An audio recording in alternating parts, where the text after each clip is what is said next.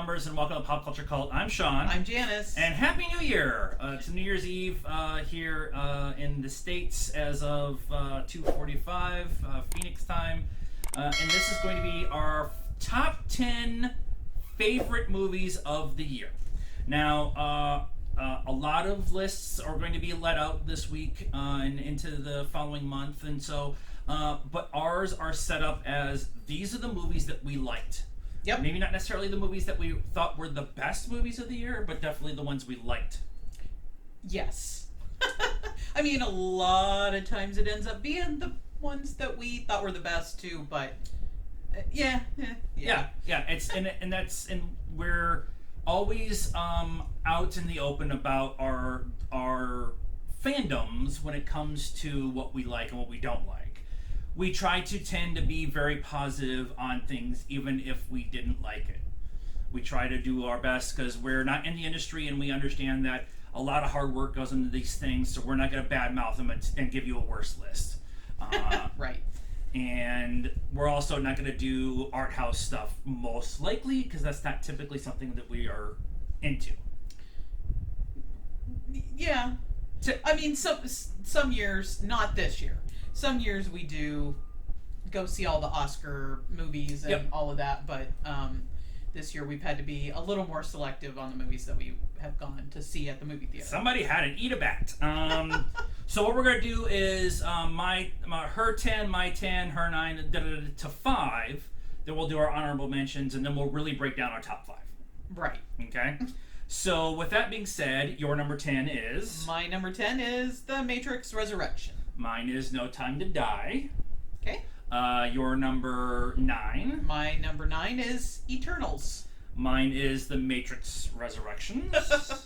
Your number 8. My number 8 is A Quiet Place 2. My number 8 is The Snyder Cut. Wow. Your number 7. My number 7 is Ghostbusters Afterlife. My number 7 is Ghostbusters Afterlife. And your number 6. My number 6 is Black Widow. My number 6 is Shang-Chi. Wow. A couple of, and we'll get into all like kind of our thought processes when we get to that point and stuff. But did you have any honorable mentions that you wanted to kind of throw out there? I do. We have a new setup, so I can cross my legs. So my honorable mentions are No Time to Die and Mitchell's versus the Machines. Mine is The King's Man. I really liked it. Quiet Place 2. Wow. You liked a scary movie. I liked the scary movie. It was suspense. It was more of a thriller, suspense kind of thing.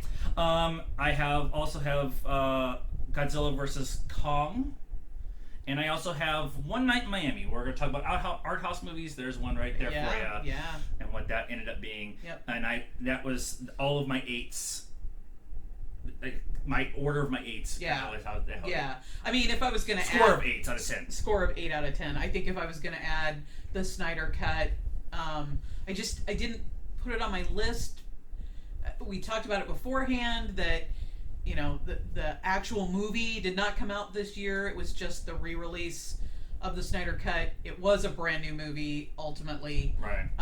But I had so many other ones that I wanted to add that I didn't add. Yeah, and I get that. But it was good. I get that. Anything in your bottom 5 that you want to talk about real quick before we go? I mean, I don't know specifically. I mean,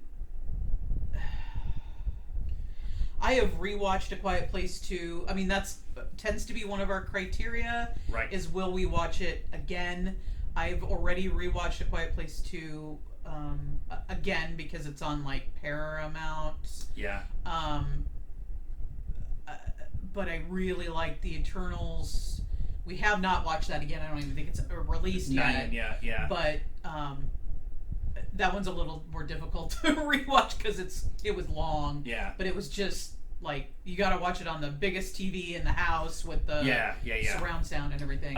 Eternals and Black Widow would probably be my next tier down of my honorable mentions from the other ones. I really liked both of them, but ultimately what my list ended up being was a lot of the things that I thought was going to be in my top 10 before the year started. All right. And so, again, rewatchability and stuff like that. Although we have seen Shang-Chi a couple more times more than the other ones in my top 5. Yeah. Just because availability is what it comes down to. But Shang-Chi and Black Widow were, yeah. and that's kind of what bumped them up for me. We've watched them multiple times. Yeah, since. absolutely. And for me, I'm going to rewatch No Time to Die a bunch when it actually becomes available. And I really love Resurrections. I know. You guys are missing the point. I can go on a drive. All right, your number 5. My number 5 is Jungle Cruise. So, my number 4 is Jungle Cruise. So let's talk about it for a minute. Okay. When Emily Blunt and Dwayne Johnson are announced to be in a movie, I'm going to be excited. Right. And because of that, this was one of my more anticipated movies. Just on that. But when you add the Jungle Cruise, Indiana Jones, action adventure, Disney thing, it kind of just took it over the top in their chemistry and yeah. So when we first saw this in the movie theater, the trailer, I don't remember if we saw the trailer in the movie theater first or if we did a trailer reaction, but the first time I saw the trailer, I was like, really? Do we need a movie about a ride? And it had Emily Blunt and Dwayne Johnson, which gave it a little more credibility for me, but I think what really bumped up my score ultimately when we came out of the movie theater was how pleasantly surprised I was by how much I openly laughed out loud, and the movie had heart and they had chemistry, and so I think that just my surprise at how good it was was absolutely.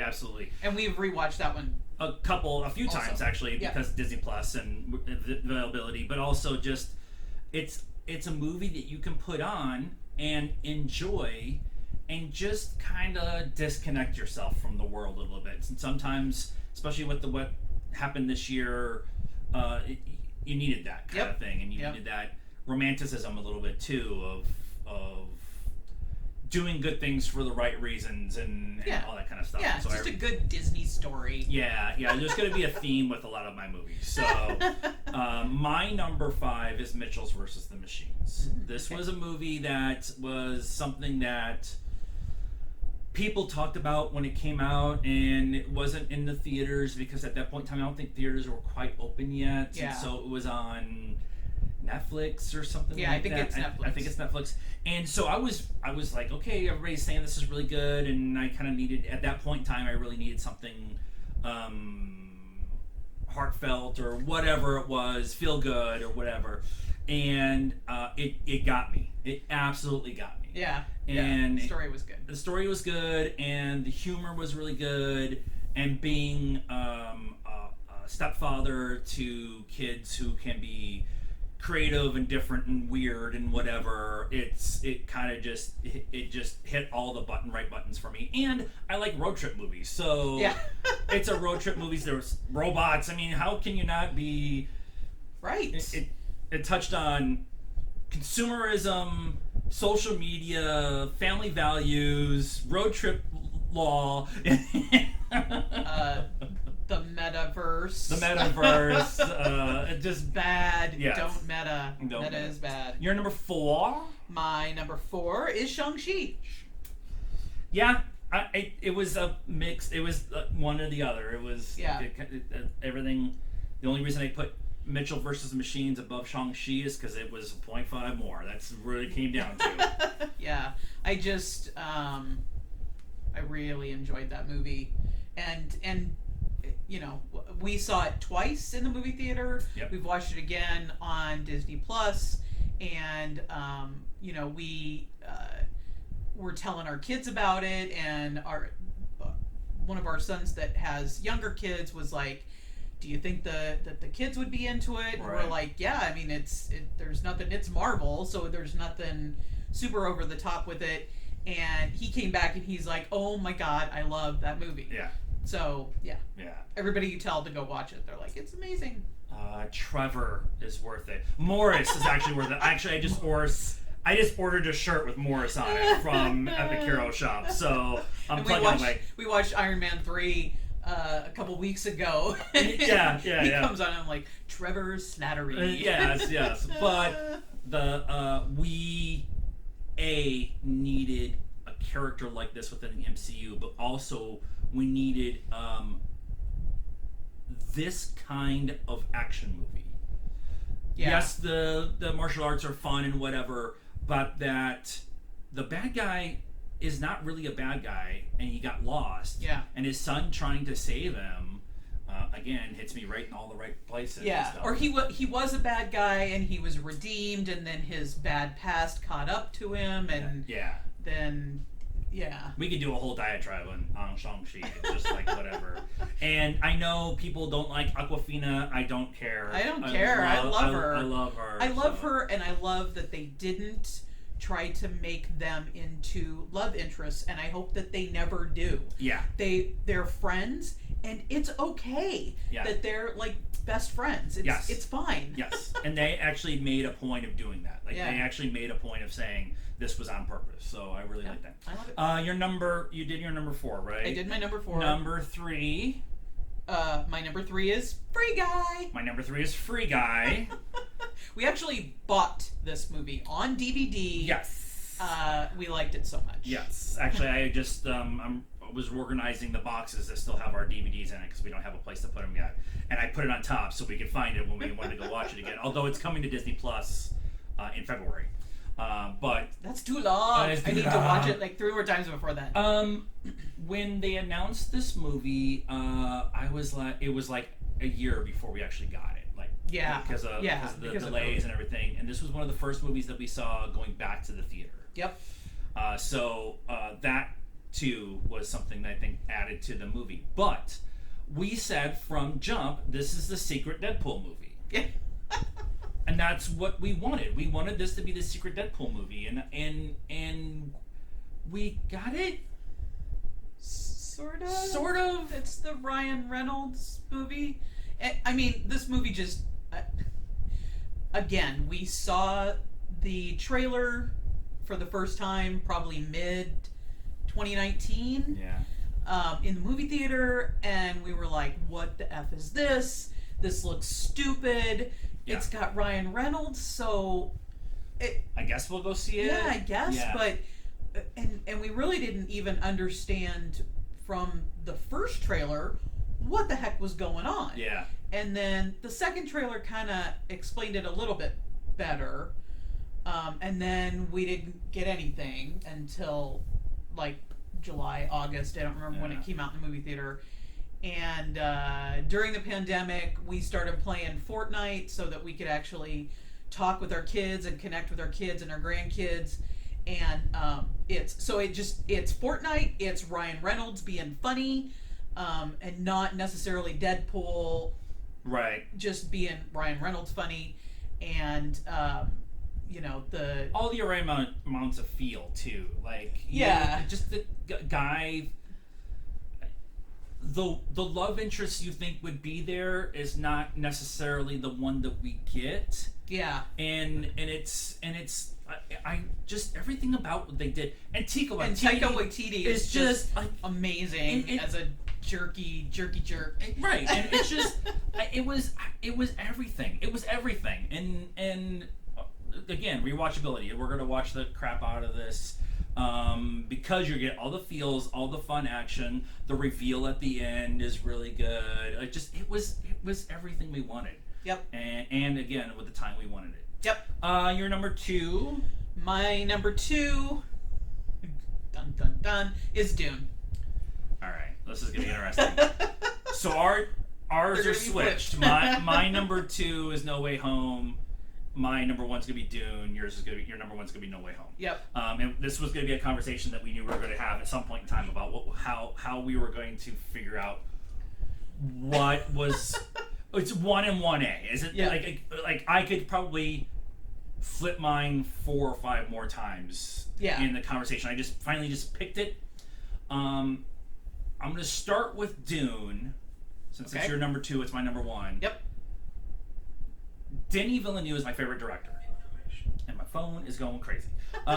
Denis Villeneuve is my favorite director. What he did with Arrival, with Sicario, with Prisoners, and this was the movie that he wanted to make since he was 13 and got into movies. He did all of this other stuff, including 2049, which again is one of my favorite sci-fi movies of all time.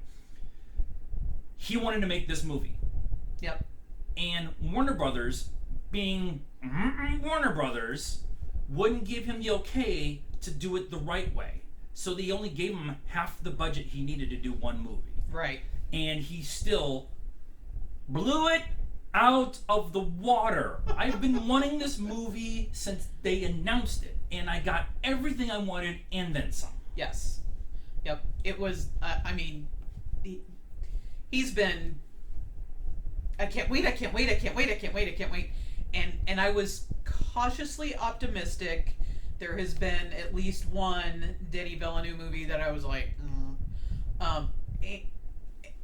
and I knew that he wanted to make this big, huge thing, and I knew that Warner Brothers wasn't going to give him the money to do it. Right. Which he figured out how to make that work, but I was cautiously optimistic going into it. It was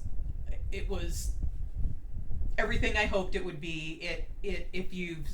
We talked about this in our review, but if you've seen the David Finch, is it David Finch? Kyle MacLachlan 1980s 84. Yeah. Movie, this kind of helps fill some of that in so that you don't have all of the Kyle MacLachlan internal monologue stuff going on. I think the biggest... David Lynch. David Lynch. Yes. The other David. The only drawback for me was just that at the time that we saw it, Warner Brothers had not even confirmed that there was going to be a second one. And I mean, the movie just ends right in ultimately the middle of the story. Right.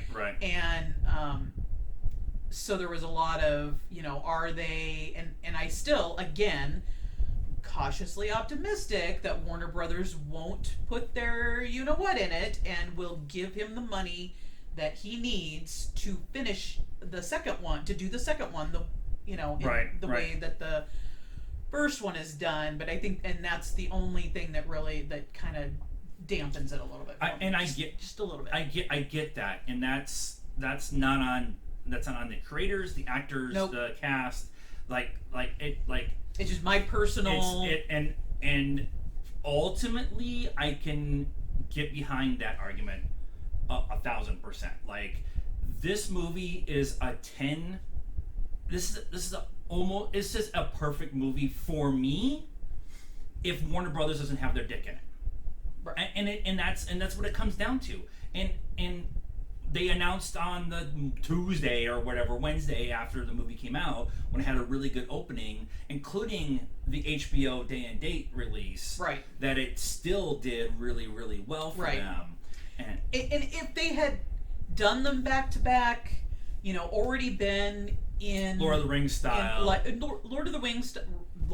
of the Rings style, or even just have already been being in production when the first one came out, mm-hmm. I would feel much better about it. There's so many things that could happen.